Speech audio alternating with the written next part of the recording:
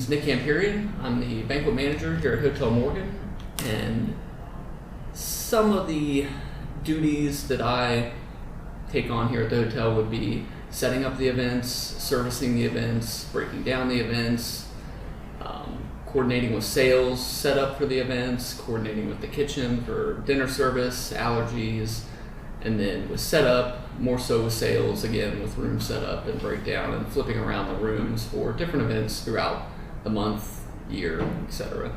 So I manage the banquet department and the setup department, which is, I guess, a sub-department of the banquet department. But just keeping a positive work attitude, it does get overwhelming sometimes, long shifts, late night shifts, and just, conveying that to staff that it isn't always a bad day. It is the business. It's always busy. It's a lot of work, and just to stay positive through that, I think helps keep them positive, to show them that it can be fun, it is rewarding experience. Just dive in, just help any department. You're going to get a feel for everything, and that's the best way to do it, is get a job, intern, just get some hands-on experience.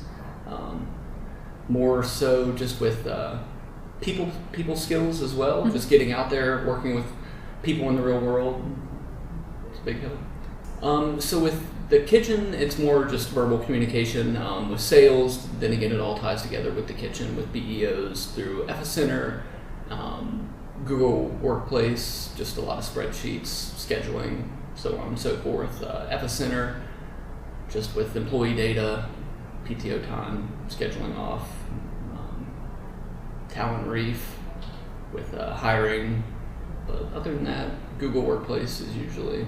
So a BEO it's kind of like the receipt of the entire event, and that is distributed from sales to me to the kitchen, and that basically has everything for that event that needs to be set up, served, where it's going to be set up and served, and timeline, when it starts, when it ends, pricing of everything, bar needs, just there's different sections of the BEO for each department. So you've got your kitchen, food descriptions, your bar needs, if need be, bartenders, drinks, and then with the true banquet itself, judging and determining how many people are at the event, how many servers I staff, and then just whatever type of food service it could be. It could be a buffet, it could be a plated meal, just conveying that to the staff. And I usually give it to them for each event so they have an idea, so we're all on the same page of timeline, what needs to be done, where it needs to be, and so on and so forth.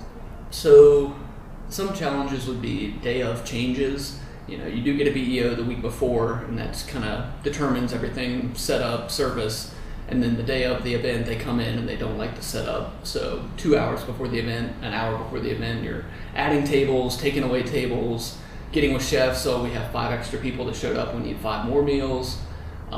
If whoever is in charge of the event doesn't relay any allergies from guests to us, that can be something on the fly. If I've got to get a salad with no nuts and we have an event for 200 people and every salad has nuts on it, trying to sort through that. I think that was my biggest challenge, just on the fly. But, if there's ever a short amount of food, trying to get with the kitchen staff to come up with something real quick, or overly intoxicated guests, that can be interesting sometimes to deal with. I'd say some of those would be the main challenges, just people not conveying information, even if it is staff, not letting me know they're going to make it into work or coming in late, because we are on a timeline. So when the event starts at 6, if someone doesn't show up, just trying to cover where it needs to be covered to make sure everything gets put out on time.